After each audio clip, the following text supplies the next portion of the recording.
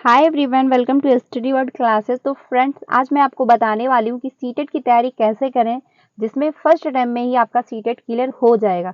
जी हाँ, बहुत ऐसे कैंडिडेट हैं जिनका फर्स्ट अटेम्प्ट में ही सीटेट क्लियर हुआ है, जैसे कि मेरा हुआ है। और ऐसे काफ़ी आपको यूट्यूब पे वीडियोस मिल जाएंगी, इंटरव्यू वगैरह मिल जाएंगी जिसमें लोगों ने फर्स्ट अटेम्प्ट में ही सीटेट क्लियर कर लिया है।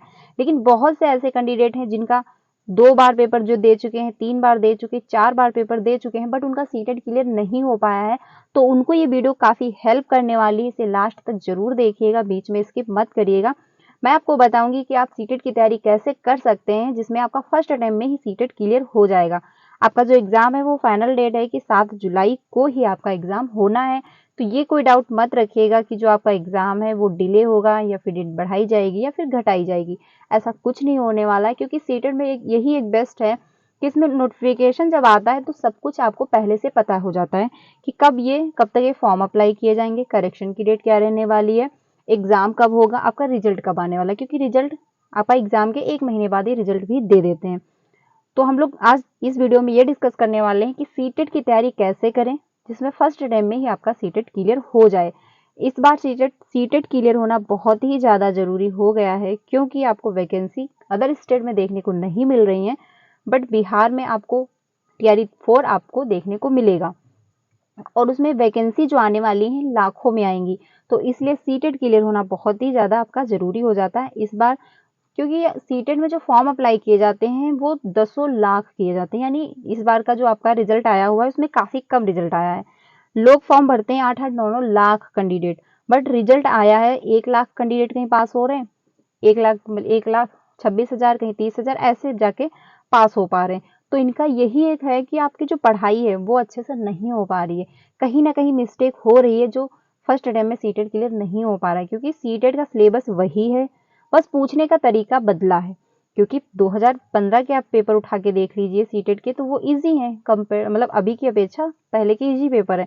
बट 2020 से जो लेकर के 22 में आपका ऑनलाइन सेट जितने भी हुए थे वो काफ़ी टफ थे। वो जो अभी जस्ट आपका जुलाई में जून में हुआ है, वो जनवरी में एग्जाम हुआ था, उसमें भी काफ़ी वो टफ पेपर बनाया गया था, क्योंकि उसमें अदर्स एंड रीजन के काफ़ी क्वेश्चन थे, वो काफ़ी उसको कम मतलब टफ माना गया था। तो आपका जो सीटेट है वो क्लियर तभी हो पाएगा जब आप रटोगे नहीं। देखिए, सबसे इंपॉर्टेंट बात यही होती है कि आप रटोगे नहीं। अगर आप समझोगे तो आपको समझ में आएगा और आपका सीटेट क्लियर हो जाएगा। बहुत से ऐसे लर्नर्स हैं, बहुत से ऐसे कैंडिडेट हैं जो मतलब ऑनलाइन कोर्स भी लेते हैं, कहीं ऑनलाइन कोचिंग भी कर रहे होते हैं, कहीं मॉक टेस्ट भी ले लेते हैं, बट तब भी उनका सीटेट क्लियर नहीं हो पाता है। देखिए, कोई भी टीचर आपको समझा देगा, आपको रास्ता दिखा देगा, उस पर चलना आपको ही पड़ेगा।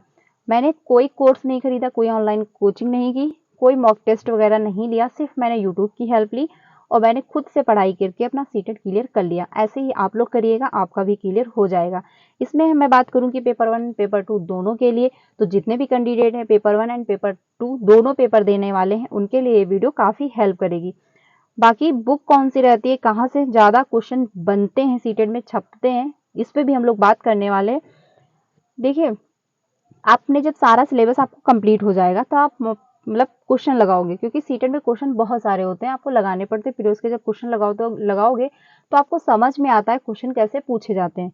तो जब आप ऑनलाइन क्वेश्चन करोगे तो इतना अच्छे से समझ में नहीं आ रहा होता है, जब क्योंकि पेपर जो है ऑफलाइन होता है आपका। तो जब आप बुक से प्रैक्टिस करते हो तो आपको और अच्छे से समझ में आता है, ऐसा फील होता है कि हाँ, मैं पेपर हॉल में ही बैठा हुआ हूँ, यानी एग्जाम हॉल में ही बैठा हुआ पेपर कर रहा हूँ। लेकिन जब आप प्रयोग के क्वेश्चन करिएगा तो टाइम मैनेज भी बहुत ज़्यादा करिएगा, क्योंकि टाइम मैनेज होना बहुत ही ज़्यादा ज़रूरी हो जाता है। बहुत से ऐसे होते हैं कैंडिडेट जिन ये बोलते हैं कि मेरा टाइम नहीं बचा, मेरा पेपर छूट गया, मैं मार्कशीट ही नहीं भर पाया, तो 2 4 10 क्वेश्चन ऐसे ही छोड़ के चले आते हैं। आपको ऐसा नहीं करना है, क्योंकि निगेटिव मार्किंग है नहीं क्वेश्चन में। आपको अच्छे से क्वेश्चन सारे अटेंड करके आने हैं। आप देख लेते हैं, टोटल मार्क्स आपके 150 ही हैं, जो आपको मिनट मिलते हैं वो 150 हैं, यानी 2.5 घंटे का पेपर होता है। जब आप प्रीवियस के क्वेश्चन लगाइएगा तो कोशिश करिएगा कि हमको 2.5 घंटे के पहले ही सॉल्व करना है, ठीक है। क्योंकि आपको मतलब बहुत ज़्यादा फॉर्म भरने होते हैं, उसमें साइन करना होता है, ये करना है, वो उसमें 10-15 मिनट चले जाते हैं। तो आप यही कोशिश करिए कि आप जो मतलब घर पे प्रीवियस के क्वेश्चन लगाइए, तो 2.5 घंटे के पहले ही सॉल्व करने की कोशिश करिए। जब आप प्रैक्टिस करते रहोगे तो आपका एक टाइम ऐसा आएगा कि आप क्वेश्चन पढ़ोगे, आपको समझ में आएगा कि क्वेश्चन कहाँ से पूछा गया है, इसका ऑप्शन क्या सही होने वाला है। तो ये प्रैक्टिस से होगा और इसमें प्रॉपर प्रैक्टिस करनी पड़ेगी। जब आप प्रैक्टिस अगर नहीं करोगे सीटेट में तो आप क्वालिफाई नहीं कर पाओगे, क्योंकि क्वेश्चन काफ़ी लेंदी पूछे जाने लगे हैं। और ये पढ़ाई मतलब जो आप पढ़ोगे, क्वेश्चन पढ़ने की स्पीड जो है ये प्रैक्टिस से ही आएगी आपके अंदर। तो प्रैक्टिस करना भी बहुत ज़्यादा ज़रूरी है। बाकी ओएमआर सीट आपका ऑफलाइन ही होना है, नेगेटिव मार्किंग बिल्कुल भी है नहीं। तो ये डाउट मत रखिएगा, जो भी फर्स्ट टाइम में सीटेट मतलब दे रहे होंगे उनको ये डाउट अगर रहेगा कि मतलब निगेटिव मार्किंग तो नहीं है, बट निगेटिव मार्किंग कोई भी नहीं है। आप सारा पेपर अटेंड करके आइए। हो सकता है अगर नहीं भी आता है आपको तो तुक्का लगा के आ जाइए, हो सकता है वो भी आपका सही हो जाए। इसलिए क्वेश्चन पूरे करके आइए, पेपर पूरा अटेंड करके आइए। अब हम लोग बात कर लेते हैं सीटेट में करना क्या है, कैसे पढ़ाई करनी है। देखिए, सबसे पहले आप सिलेबस देखिए कि एटलीस्ट सिलेबस है क्या, कौन कौन सी सब्जेक्टें हैं और कौन से सब्जेक्ट कितने नंबर की है। पेपर 1 में मतलब जो 5 सब्जेक्टें होती हैं वो पांचों सब्जेक्टें 30-30 नंबर की होती, बट वहीं पे पेपर 2 जब आता है तो उसमें सोशल साइंस आपकी 60 नंबर की आ जाती, उस पर भी हम लोग बात करेंगे। अब बात करते हैं सीडीपी, एक एक करके सारे टॉपिक देख लेंगे हम लोग। सीडीपी देखिए एक ऐसा सब्जेक्ट है जिसमें 30 ऑफ 30 आ सकते हैं आपके। बहुत से ऐसे यूट्यूब पे आपको वीडियोस मिल जाएंगे जिसमें 30 ऑफ 30 आए हुए हैं, काफ़ी लोगों के 30 ऑफ 30 आए हुए हैं। मेरे 30 ऑफ 30 नहीं है, बट मेरे 30 ऑफ 29 आए हुए थे। ठीक है, 30 ऑफ 30 नहीं आए थे मेरे, बट बहुत बहुत से ऐसे मतलब लर्नर्स आपको मिल जाएंगे, उनकी वीडियोस आपको मिल जाएंगी जो 30 ऑफ 30 आए हैं। और सीडीपी में 30 ऑफ 30 आ सकते हैं, 100% आ सकते हैं। इसका सिलेबस जो है वो सेम है, चेंज नहीं हुआ है। और इसमें जो टॉपिक दिए गए हैं वहीं से क्वेश्चन बनते हैं। जैसे मान लीजिए अगर आपने वाइगोस्की की थ्योरी पढ़ ली है, तो जब क्वेश्चन बनेगा वाइगोस्की से, तो क्वेश्चन तो वाइगोस्की से 100% आता ही है। तो क्वेश्चन थ्योरी के बाहर तो जाएगा नहीं, ये जीके जीएस तो है नहीं जो क्वेश्चन घुमा देगा कहीं से। बस क्वेश्चन पूछने का तरीका थोड़ा सा चेंज कर देगा, लेकिन पूछेगा वाइगोस्की की थ्योरी से ही। तो इसमें ये हो जाता है कि क्वेश्चन मतलब जो टॉपिक है वो कंप्लीटली है कि हाँ इतने ही टॉपिक से पूछा जाएगा सीडीपी में। तो उसमें आप 30 ऑफ 30 ला सकते हो। अगर आपने सारे टॉपिक अच्छे से प्रॉपर तरीके से कवर कर लिए हैं तो आपके 30 ऑफ 30 आ जाएंगे। और इसकी आप प्रैक्टिस कर लीजिएगा इनफ। इसकी जब आप प्रैक्टिस करेंगे सीडीपी की, तो इसमें पेडालॉजी आपकी बहुत ज़्यादा स्ट्रांग हो जाती है, बाकी जो अदर सब्जेक्ट में भी आपकी हेल्प करती है। क्योंकि जो मतलब सीडीपी है, इसकी पेडालॉजी जो है वो आपकी हिंदी पेडालॉजी कुछ टॉपिक सेम है, यानी बहुत सारे ऐसे टॉपिक हैं जो सिमिलर हैं। जैसे इसमें होगा नॉम चॉम्स्की, स्कनर हो गया, वाइगोस्की हो गया, जीन पियाजे हो गया, तो ये आपके हिंदी में भी पूछे जाते हैं। तो बहुत से ऐसे टॉपिक हो जाते हैं जो सीडीपी में भी सेम है और आपकी हिंदी पेडालॉजी में भी सेम है। तो इसलिए 30 ऑफ 30 अगर आप ला सकते हैं तो सीडीपी ही एक ऐसा सब्जेक्ट बन जाता है जिसमें 30 ऑफ 30 आ सकते हैं। तो इसको भी आप अच्छे से करिएगा। अब बात कर लेते हैं ईवीएस की। देखिए, ईवीएस में 30 ऑफ 30 नहीं आ सकते हैं। अब ये कैसे? क्योंकि ईवीएस जो होता है इसमें 1-2 क्वेश्चन ऐसे पूछ लिए जाते हैं जो पता ही नहीं चलता कहाँ से आए हुए हैं। बट हाँ, इसमें भी आपके 20-25 के अराउंड चले जाएंगे अगर आपने अच्छे तरीके से पढ़ाई की है, क्योंकि इसका भी सिलेबस सेम ही है, टॉपिक भी सेम है, ये टॉपिक आने वाले हैं। तो अगर आपने मतलब सिलेबस देख के कौन कौन से टॉपिक हैं और कौन कौन से हमको टॉपिक पढ़ने हैं, तो अगर आपने वो टॉपिक कवर कर लिए तो 25 के अराउंड आपके नंबर आ जाएंगे। इसके ऊपर भी हो सकते हैं, क्योंकि अगर प्रॉपर तरीके से आपने सारे टॉपिक कवर कर लिए तो 25 के ऊपर ही आपके नंबर जाएंगे, क्योंकि 1-2 क्वेश्चन होता है जो थोड़ा इधर उधर के घुमा के दे दिए जाते हैं। मैथ जो है आपको ज़्यादा टफ नहीं आती है, मैथ पेपर 1 में नॉर्मल ही मैथ आती है, तो वो आप कर ले जाओगे। बाकी पैथोलॉजी होती है, पैथोलॉजी में आपकी सीडीपी से कवर हो जाती है थोड़ी बहुत, बाकी पैथोलॉजी आपको मैथ की थोड़ी बहुत पढ़नी पड़ जाती है। अब बात करते हैं हिंदी की। देखिए, हिंदी में जो होता है 15 नंबर काफ़ी स्कोरिंग हो जाता है, क्योंकि इसमें पैसेज आ जाता है जो कि 15 नंबर का होता है।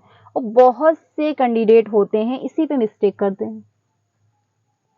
मैंने देखा है सीटेट के दौरान काफ़ी लोग क्या करते हैं, क्वेश्चन पे क्वेश्चन कर लेते हैं, कहीं से मॉक टेस्ट कर रहे हैं, कहीं से मतलब कोई बुक ले आए हैं या फिर ऑनलाइन ही सेट लगाते जा रहे हैं, लेकिन वो जो पैसेज की जो है तैयारी नहीं करते हैं, यानी इस पे प्रैक्टिस वो नहीं करते हैं। यही वो गलती करते हैं, क्योंकि 15 नंबर की मतलब पैसेज आपका हिंदी में आता है वो 15 नंबर का आपका लैंग्वेज 2 में आता है, यानी आपने अगर हिंदी वो संस्कृत ली है या फिर इंग्लिश ली होगी, उसमें 15 नंबर आता है, तो 15-15 आपके 30 नंबर कहीं नहीं जाते हैं अगर आपने प्रॉपर तरीके से इसकी पैसेज की प्रैक्टिस कर ली। इसके लिए आपको ज़्यादा टाइम देना नहीं होता है, हफ्ते में एक बार जरूर इसकी प्रैक्टिस करिएगा, आपके मतलब जो 30 नंबर मिल जाएंगे, फोकट के मिलते हैं ये नंबर, क्योंकि वहां पे पैराग्राफ आपको दिया होता है, आपको वहां से समझ के क्वेश्चन मतलब क्वेश्चन पढ़ के पैराग्राफ में आंसर ढूंढना होता है, और ये आप तभी कर पाओगे जब आपने पहले से प्रैक्टिस की होगी। प्रैक्टिस आप लोग कहीं से कुछ भी उठा के मत करिएगा, सिर्फ प्रीवियस के क्वेश्चन जब आप करोगे, पेपर कोई भी सेट उठा के करोगे, तो उसमें पैराग्राफ जो दिए होते हैं सिर्फ वही आप लोग करिएगा। वहां से आप जब लोग कर लोगे तो आपको ये समझ में आ जाएगा कि एटलीस्ट सीटेट में पैराग्राफ जो है कैसे आते हैं और आपको कैसे सॉल्व करना है उसको, बस इतना समझ में आपको आ जाना चाहिए। बस आप पैराग्राफ सॉल्व कर लोगे और 15 नंबर आपके कहीं नहीं जाएंगे, आपको फोकट के मिलेंगे। पेपर 1 में भी ये 30 नंबर का है और पेपर 2 में भी आप ये 30 नंबर का है, 30-30 आपके 60 नंबर बन जाते हैं, और 60 नंबर हम लोग गंवा देते हैं तो कहाँ से सीटेट क्लियर होगा, आप खुद ही सोचिए। तो पैराग्राफ वेरी इंपॉर्टेंट हो जाता है सीटेट क्लियर करने के लिए, क्योंकि 30 नंबर आपको मिल रहे हैं फोकट के, और 30 नंबर जब पेपर 1 में जुड़ जाएंगे तो आपका सीटेट क्लियर 100% हो जाएगा। अगर 30 नंबर कहीं अगर जोड़ दिए जाएंगे तो वो 100% क्लियर हो ही जाएगा। इसलिए आप लोग पैराग्राफ जरूर से जरूर सॉल्व करिएगा, इसको हफ्ते में एक बार जरूर करिएगा, इसको टाइम जरूर दीजिएगा। मैंने इसको हफ्ते में एक बार सॉल्व किया था, ओह अच्छे से समझ में आया था, और पैराग्राफ में मतलब 15 मेरे 15 ही आए हुए थे। इसमें ये रहता है, इसके नंबर आपको कटते नहीं है। आपने पैराग्राफ क्वेश्चन पढ़ा, आपने पैराग्राफ देखा, आंसर मतलब जो समझ में पैराग्राफ के अकॉर्डिंग मतलब क्वेश्चन के अकॉर्डिंग जो पैराग्राफ में आंसर दिया है, वो पैराग्राफ को कैसे सॉल्व करना है इसकी भी मैं एक वीडियो बनाऊंगी, वो जरूर आप लोग देखिएगा, आपको समझ में आएगा कि कैसे आपको पैराग्राफ सॉल्व करना है। कम समय में आप पैराग्राफ को अटेंड कर लोगे और अच्छे से सॉल्व कर लोगे, और 15 आपके आ जाएंगे। वो भी वीडियो में बनाऊंगी, वो भी आप लोग जरूर देखिएगा। अब बात कर लेते हैं संस्कृत या इंग्लिश की। देखिए लैंग्वेज 2 में आप जो भी लें, इसमें भी पैराग्राफ आता ही है, 15 नंबर का आता है, तो ये भी आप लोग पैराग्राफ जो है प्रीवियस के क्वेश्चन से ही करिएगा पैराग्राफ। इससे ये होगा आपको समझ में आएगा कि क्वेश्चन मतलब पैराग्राफ कैसे आते हैं। बाकी 15 नंबर की पैथोलॉजी होती है वो आप कर लोगे। ग्रामर के चक्कर में मत पड़िएगा। देखिए कभी कभी ये होता है सीटेट में कि हम लोग ग्रामर के चक्कर में पड़ जाते हैं। पैराग्राफ में ग्रामर आता है, बट पैराग्राफ में जो ग्रामर आता है वो आपका उसी पैराग्राफ से आता है, यानी जो गद्य पद दिए रहते हैं उसी में से 1-2 नंबर का पूछ लेता है। तो जब आप इतने बड़े मतलब हो ही चुके हो, आपको इतना समझ में आएगा कि दिन का विलोम रात होता है, इतना आप कर ले जाओगे। और पैराग्राफ से ही अब जब क्वेश्चन वो पूछता है ग्रामर, तो पैराग्राफ में भी देख के आप कर सकते हो। तो ये मतलब बिल्कुल भी चक्कर में मत पड़िएगा, कोई भी अगर कुछ कह रहा है तो ग्रामर बिल्कुल भी आपको नहीं पढ़नी है सीटेट में, क्योंकि ग्रामर अगर आप पढ़ने बैठ जाओगे तो आपको 15-20 दिन चले जाएंगे फोकट के, और उससे कुछ नहीं होना, 1 नंबर या 2 नंबर। वो ग्रामर जो आप पढ़ोगे वो पूछी नहीं जाती है, ग्रामर जो आती है वो उसी पैराग्राफ से पूछ ली जाती है, और उसी पैराग्राफ से आप कर लोगे आराम से। तो ग्रामर बिल्कुल भी आप फॉलो नहीं करिएगा, जो सिलेबस है उसको फॉलो करिएगा, आपका सीटेट क्लियर हो जाएगा। अब हम लोग बात कर लेते हैं पेपर 2 की। उसके बाद हम लोग लास्ट में देखेंगे कौन सी बुक से आप लोग प्रैक्टिस करें। देखिए पेपर 2 में सिलेबस भी आपको सेम देखना पड़ेगा, और जो बुक फॉलो करिएगा वो सिर्फ और सिर्फ एनसीईआरटी, आपको गूगल पे मिल जाएगी एनसीईआरटी, आप वहां से पढ़ लीजिए। बाकी अगर नहीं पढ़ सकते हैं आप वहां से, तो आप मेरे साथ जुड़ सकते हैं, आपको डेली 5 बजे मिलती है एनसीईआरटी की क्लासेस। हम लोगों ने उसमें 6 की हिस्ट्री पूरी कंप्लीट कर ली है, अब जो कर रहे हैं वो 7th की हिस्ट्री है, चैप्टर नंबर 2 हो चुका है उसका। तो इसकी मैंने पूरी प्लेलिस्ट बनाई है प्रॉपर तरीके से, वो भी आप लोग ज्वाइन करिएगा, या फिर आप खुद से भी गूगल की हेल्प लेकर के आप पीडीएफ डाउनलोड करके वहां से भी एनसीईआरटी फॉलो कर सकते हैं। जब आप एनसीईआरटी पढ़ लेंगे तो आपको जो सोशल साइंस 60 नंबर की आती है वो आप अच्छे से गेन कर ले जाओगे। और पेपर 2 इसीलिए क्लियर नहीं हो पाता है क्योंकि इसमें जो आपका एसएसटी है यानी सोशल साइंस जो है, यही पेपर 2 जो है फेल होने का सबसे बड़ा रीजन बन जाता है, क्योंकि ये 60 नंबर का है और काफी स्कोरिंग सब्जेक्ट है। हम लोग क्या करते हैं, मॉक टेस्ट लगा लेते हैं, क्वेश्चन पे क्वेश्चन कर लेते हैं, लेकिन थ्योरी कोई पढ़ना नहीं चाहता, और जब तक आप थ्योरी पढ़ोगे नहीं आप कर नहीं पाओगे क्लियर, क्योंकि एसएसटी जो है वो आप बुक पढ़ के ही क्लियर कर पाओगे। देखिए आपने कोई क्वेश्चन उठाया आपने कर लिया, कोई पेपर उठाया आपने कर लिया, आपको समझ में आएगा यहाँ ये क्वेश्चन ऐसे बनता है, मतलब ये क्वेश्चन ऐसे है, इसका आंसर ये हो जाएगा। बट वही तो क्वेश्चन उठा के सीटेट नहीं पूछ लेगा, क्वेश्चन घुमा के पूछा जाएगा, फिर वहां पे दिक्कत आ जाएगी। तो जब आप बुक पढ़ोगे, बुक पढ़ने का क्या फ़ायदा रहता है, क्योंकि जब हम बुक पढ़ते हैं, कोई टॉपिक पढ़ा मैंने तो उससे रिलेटेड हमको सारा कुछ बुक में मिल जाता है, उसके आसपास की चीज़ें भी हमको बुक में मिल जाती हैं। तो जब क्वेश्चन बनता है तो घुमा के अगर कितना घुमाएगा, घुमाएगा तो उसी टॉपिक के अंदर ही। तो अगर आपने प्रॉपर तरीके से पूरा टॉपिक कवर कर लिया है तो चाहे जितना घुमाए आप कर लोगे। तो बुक पढ़ने का काफ़ी ये फ़ायदा हो जाता है। और एसएसटी अगर आपको क्लियर करनी, यानी पेपर 2 अगर आपको क्लियर करना है तो आपको एसएसटी पढ़नी ही पड़ेगी। जब तक आप एसएसटी नहीं पढ़ोगे आप पेपर 2 क्लियर नहीं कर पाओगे। आप क्लियर कर लोगे, बाकी सब्जेक्ट आपकी बहुत ज़्यादा स्ट्रांग है तो हो जाएगा, बट आपका 1 नंबर या 2 नंबर या 3 नंबर या 5 नंबर से रह जरूर जाएगा। आगे चलते हैं। इसमें जो आपकी सीडीपी है वो पेपर 1 एंड पेपर 2 की सेम है, बिल्कुल सिमिलर है, कोई टॉपिक चेंज नहीं है। आप जब प्रीवियस के क्वेश्चन करोगे पेपर 1 एंड पेपर 2 तो आपको समझ में आएगा कि बहुत से ऐसे क्वेश्चन हैं जो पेपर 1 में पूछे गए हैं और वही क्वेश्चन पेपर 2 में पूछे गए हैं। और कभी-कभी ये होता है कि पेपर 2 के क्वेश्चन पेपर 1 में पूछे गए हैं। तो सीडीपी आपकी पेपर 1 से ही क्लियर हो जाएगी, इसके लिए आपको मेहनत नहीं करनी पड़ेगी, आप पेपर 1 में मेहनत कर लीजिएगा। अब बात करते हैं हिंदी की। हिंदी भी सेम ही रहती है, उसमें कोई चेंजमेंट नहीं है। इसमें भी आपका गद्य और पद्य आता है, यानी पैसेज आता है, वो भी 15 नंबर का। इसकी भी आपको प्रॉपर तरीके से प्रैक्टिस करनी होगी, यानी हफ्ते में एक बार आपको जो पैराग्राफ हो सॉल्व करने ही पड़ेंगे। इंग्लिश एंड संस्कृत में आपने जो भी लैंग्वेज ले रखी होगी, इसमें भी 15 नंबर की जो आपका पैसेज आता है, इसकी भी आप लोग अच्छे से प्रैक्टिस करिएगा। तो 30 नंबर ये यहाँ से आपको पक्के मिल जाते हैं पैसेज से, जो कि फोकट के होते हैं, यही हम लोग गंवा देते हैं। पैराग्राफ जरूर सॉल्व करिएगा, हफ्ते में एक बार अच्छे से करिएगा, आपको समझ में आएगा कि हमको पैराग्राफ को कैसे सॉल्व करना है। आपकी पढ़ने की जो प्रैक्टिस वो तेज हो जाएगी, यानी जब आप सॉल्व करोगे तो जो पढ़ने की स्पीड है वो भी आपकी तेज होती जाएगी। आप तेज पढ़ने में, आप समझने की जो क्षमता है वो भी आपकी बढ़ेगी।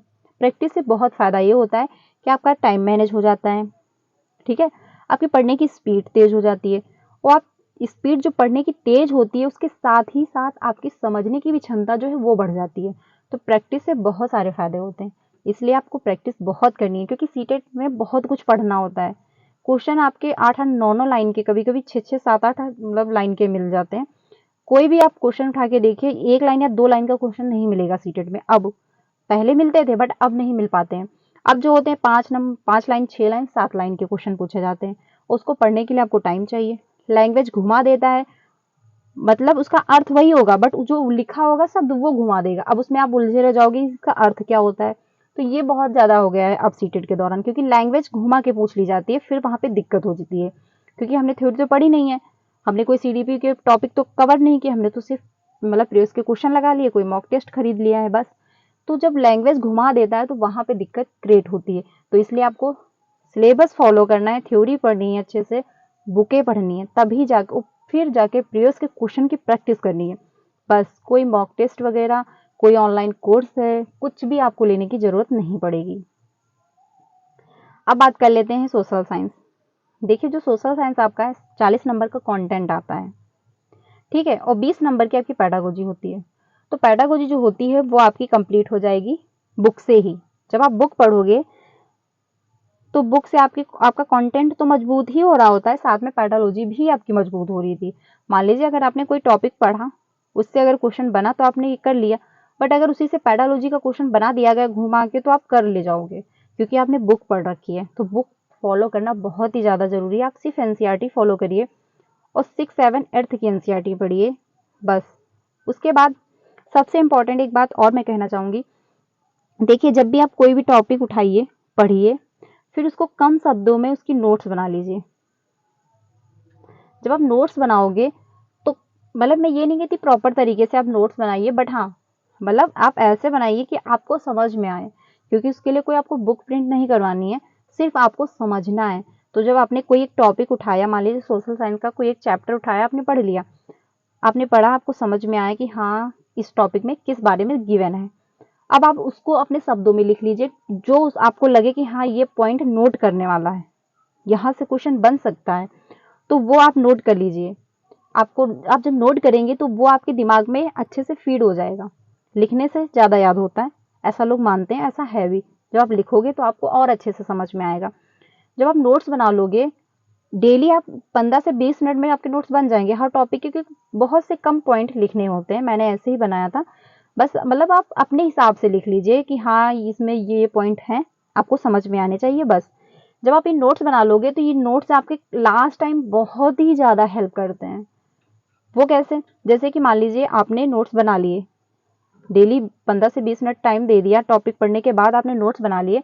ये नोट्स आपको कम मतलब आप बना भी लोगे, आपको ज़्यादा पता भी नहीं चलेगा, ज़्यादा मेहनत भी नहीं करनी पड़ेगी और ये काफ़ी हेल्प कर जाएंगे लास्ट में। जब आपका एग्जाम 10 से 15 दिन बचे तो यही नोट्स आप उठा के रिवीजन करिए, प्रीवियस के क्वेश्चन लगाइए और ये नोट्स जो बनाए थे ये रिवीजन करिए। आप बहुत कम समय में, यानी जो बुक आप सीडीपी की पूरी थ्योरी प्रॉपर तरीके से पढ़ते हो वो 10 से 15 दिन लगा दोगे, लेकिन वही नोट्स आप 2 घंटे में पढ़ के सॉल्व कर लोगे क्वेश्चन। तो ये नोट्स जो होते हैं ये लास्ट में आप प्रॉपर तरीके से इनको देखिए, समझिए। यहाँ से पॉइंट आपने जो कम लिख रखे होंगे कि हाँ ये टॉपिक है इंपॉर्टेंट ये पॉइंट है, वो आपने नोट कर लिए। तो लास्ट टाइम जब आप नोट्स पढ़ोगे तो आपको और अच्छे से समझ में आएगा, जो भी डाउट होगा वो आपका क्लियर होता जाएगा। और साथ में जब आप पीवाईक्यू लगाओगे, तो आपको और समझ में आएगा कि हाँ ये पॉइंट से ऐसे क्वेश्चन बन सकता है। तो नोट्स जरूर बनाइएगा, मतलब प्रॉपर तरीके से ब्लैक पेन या रेड पेन मतलब ब्लू पेन ये कुछ नहीं करने की जरूरत है। जो भी आपके पास ब्लू ब्लैक पेन है आप उससे टू द पॉइंट जो भी इंपॉर्टेंट पॉइंट है वो आप नोट करिएगा, बस आपको अच्छे से समझ में आएगा, मतलब आपको समझ में आना चाहिए बस। यही नोट्स आपको लास्ट में बहुत हेल्प करते हैं, सच में करते हैं। मैंने नोट्स बनाए थे, मतलब मैं 15 से 20 मिनट में जो इंपॉर्टेंट पॉइंट होते थे वो मैं लिख लेती थी और लास्ट में 1 हफ्ते के पहले मैंने इनको रिवीजन किया। वही जो आप थ्योरी पढ़ोगे, जैसे हिंदी पेडोलॉजी मैंने कंप्लीट कराई है 4 वीडियो में, 2 घंटे में किया, और यही जब मैंने नोट्स बनाए थे तो 1 घंटे में पूरी हिंदी पेडोलॉजी मैंने कवर कर ली। तो ये आपका जो टाइम है वो भी बहुत बचेगा, क्योंकि लास्ट में कोई थ्योरी नहीं पढ़ पाता है। वो कहने की बात है कि लास्ट में थ्योरी पढ़ लेंगे पहले क्वेश्चन कर लेते हैं, नहीं, पहले आप थ्योरी पढ़िए फिर लास्ट में क्वेश्चन करिए। जब आप थ्योरी पढ़ोगे तो आप नोट्स बनाओगे तो आपको लास्ट में वो काफ़ी हेल्प ये करेंगे कि आपको समझ में आएगा कम शब्दों में कि हाँ इस टॉपिक में ये दिया था। और जब आप लास्ट में प्रीवियस के क्वेश्चन लगाओगे, जब कोई डाउट होगा तो आप वही नोट्स उठा के देख लोगे कि हाँ ये पॉइंट इसमें ये इसके अंतर्गत कहा गया है, तो वो आपको काफ़ी हेल्प कर जाता है। ऐसे ही आप लोग करिएगा, आपका 100% शीटेट क्लियर हो जाएगा। अब हम लोग प्रैक्टिस के लिए बुक देख लेते हैं। देखिए ये बुक करंट पब्लिकेशन की है 2023-2022, ये आप लोग लीजिएगा 2023 एंड 2024 की, या फिर 2022-2023 ले सकते हैं, क्योंकि 2022 में जो है सेट ऑनलाइन के वो काफ़ी टफ माने गए हैं, बहुत ही ज़्यादा टफ थे, क्योंकि अदर्सन एंड रीजन के क्वेश्चन तभी से स्टार्ट हो गए जब से आपका ऑनलाइन एग्जाम शुरू हुआ, इसके पहले नहीं आते थे। तो आप लोग जब ये ऑनलाइन लगाओगे जितने भी सेट हुए हैं आपको इस बुक में सारे मिल जाएंगे। इसमें आपका लैंग्वेज जो भी है, आपका हिंदी इंग्लिश लैंग्वेज दोनों लैंग्वेज में ये बुक मिल जाती, मतलब इसमें पेपर मिलते हैं। और जो इसमें आंसर की दी हुई है वो मतलब ऑफिशियल आंसर की से रहता है, मैंने मैच भी किया है, कोई आंसर गलत नहीं है इस बुक में, तो इसलिए मैंने इसी बुक से प्रैक्टिस की थी। तो मैंने सोचा आप लोगों के साथ भी शेयर किया जाए, तो आप लोग जरूर एक बार करिएगा, क्योंकि बहुत ऐसे लर्नर्स हैं जो काफ़ी परेशान है बट उनका सीटेट क्लियर नहीं हो पा रहा है। यानी वो 2 से 3 बार पेपर दे चुके हैं, 1200 फॉर्म फिलअप होता है एक बार का, और आप एग्ज़ाम देने जाते हैं 4 से 500 वो रुपए खर्च हो जाते हैं, यानी 2000-3000 रुपये आपके खर्च हो जाते हैं। इतनी आप मेहनत भी करते हैं तब भी आपका सीटेट क्लियर नहीं हो पाता है। बहुत से ऐसे कैंडिडेट हैं जिनका नहीं हो पा रहा है, बट अब जैसे मैंने आपको अभी बताया है कि आप लोग ऐसे पढ़िए, आपका सीटेट 100% क्लियर हो जाएगा। देखिए सिलेबस को फॉलो करिए, जब तक आप सिलेबस फॉलो नहीं करेंगे आप सीटेट क्लियर नहीं कर पाएंगे। और रटने पे बिल्कुल भी फोकस मत करिए, समझने पे फोकस करिए। सीटेट में जो आप प्रेजेंट ऑफ माइंड लगाओगे वहां पे वही आपको समझ में आने वाला है। आपने अगर घर से रट के गए हो आप, तो घर का रटा घर में ही रह जाएगा, वहां जब पेपर आपको मिलेगा तो कुछ नहीं समझ में आएगा कि ये कहाँ से पूछा गया है। इसलिए रटने से बजाय समझने पे फोकस करिए। सीटेट जो है वो प्रेजेंट ऑफ माइंड देखता है आपका, कि आपका जो दिमाग है वो कैसे डील करेगा बच्चों को या क्वेश्चन को कैसे डील कर रहा है। इसलिए रटने की कोई ज़रूरत नहीं। और साथ में प्रैक्टिस प्रैक्टिस इनफ करिए, एनसीईआरटी को फॉलो करिए, सिलेबस को फॉलो करिए, प्रीवियस के क्वेश्चन लगाइए, बस आपका सीटेट क्लियर हो जाएगा। कोई मॉक टेस्ट, कोई कोचिंग, कोई ऑनलाइन कोचिंग कुछ करने की जरूरत नहीं पड़ेगी आपको। आपने देखा होगा लाखों में बच्चे ऑनलाइन कोचिंग करते हैं, ऑफलाइन या ऑनलाइन कोचिंग करते हैं, काफ़ी मॉक टेस्ट भी खरीदते हैं, बट उनका सीटेट क्लियर नहीं हो पाता है। क्यों? क्योंकि वो पेपर पे मतलब क्वेश्चन पे क्वेश्चन लगा रहे हैं, बट वो थ्योरी नहीं फॉलो कर रहे हैं। कहाँ से सीटेट जो है वो क्वेश्चन वही पूछता है, यानी वाइगोस्की से ही पूछेगा, बट क्वेश्चन घुमा देगा। अब उसको अगर उसको ऐसे सीधे चलना है बट वो सीधे नहीं जाना चाहता, वो घूम घूम के आपको जाना चाह रहा है सीटेट, तो आप कुछ नहीं कर सकते, क्योंकि आउट ऑफ सिलेबस वो पूछेगा नहीं। वो पूछेगा सिलेबस से ही बट घुमा देगा। फिर आपने तो थ्योरी पढ़ी नहीं, आपको वहाँ पे दिक्कत होगी। इसलिए थ्योरी पढ़ना बहुत ही ज़्यादा जरूरी है। थ्योरी पढ़ेंगे तो आपको समझ में आएगा, आपको समझ में आएगा तो आप क्वेश्चन को गेन कर लोगे, चाहे जितना घुमाए आप कर लोगे। और टाइम मैनेज बहुत ही ज़्यादा करिएगा, क्योंकि जब आप प्रीवियस के क्वेश्चन लगाइएगा तो टाइम मैनेज बहुत ही ज़्यादा इंपॉर्टेंट है। टाइम मैनेज करिएगा। आप ये कोशिश करिएगा कि हमको 2.5 घंटे के पहले ही पेपर सॉल्व कर देना है, यानी ये मतलब जो टारगेट बनाइए कि 2 घंटे में हमको पेपर सॉल्व करना है, तो आप जाके 2 घंटे में सॉल्व कर ले जाओगे। बट अगर आपने सोचा हमको 2.5 घंटे में करना है, तो आप 2.5 घंटे में बैठे रह जाओगे, नहीं कर पाओगे। वहां जब एग्जाम हॉल में जाओगे तो आपका पेपर छूटेगा। वो पेपर बहुत लोगों का छूट जाता है। लास्ट में मैं आपको बताऊंगी कि मतलब पेपर को कैसे अटेम्प्ट करें जिसमें कम समय में ज़्यादा से ज़्यादा क्वेश्चन कर पाएँ, क्योंकि बहुत लोगों का लैंग्वेज गड़बड़ हो जाता है वहाँ पे चूज़ करने में। उन्होंने लैंग्वेज कुछ और ले रखी होती है, बट जल्दी जल्दी इतनी मतलब एग्जाम हॉल में बैठने पे इतना प्रेशर हो जाता है कि उसमें हम लोग समझ नहीं पाते कि हाँ कैसे क्या हमको करना है, और लैंग्वेज चूज़ करने में वहाँ पे गड़बड़ी होती है, और फिर आपके पूरे के पूरे 30 नंबर चले जाते हैं फोकट के, फिर आप फेल हो जाते हैं। तो लैंग्वेज भी जो आपने ले रखी वही चूज़ करिएगा वहाँ पे। वो लास्ट की मतलब जब आपका सीट वो एग्ज़ाम होना होगा, मतलब जब आपका एग्ज़ाम आ जाएगा पास में, तब हम उस पर वीडियो बनाएंगे, वो आप लोग ज़रूर देखिएगा।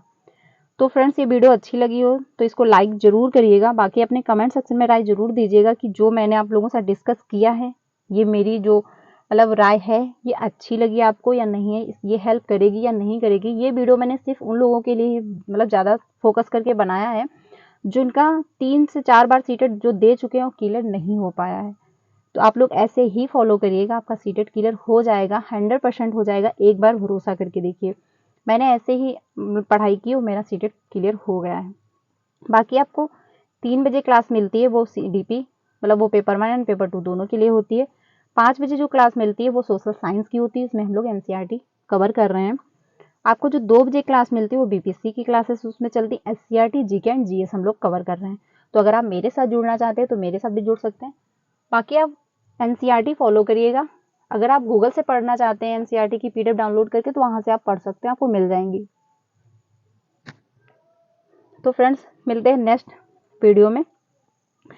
अगर चैनल पे पहली बार आए हो तो वीडियो को लाइक करके चैनल को सब्सक्राइब कर लीजिएगा, सो दैट आपको ऐसी क्लासेस मिलती रहें। बाकी आपको टीचिंग से रिलेटेड आप सारी अपडेट यहाँ से दी जाती है, तो आप मेरे साथ भी जुड़े रहिएगा। मिलते हैं नेक्स्ट वीडियो में। Thank you.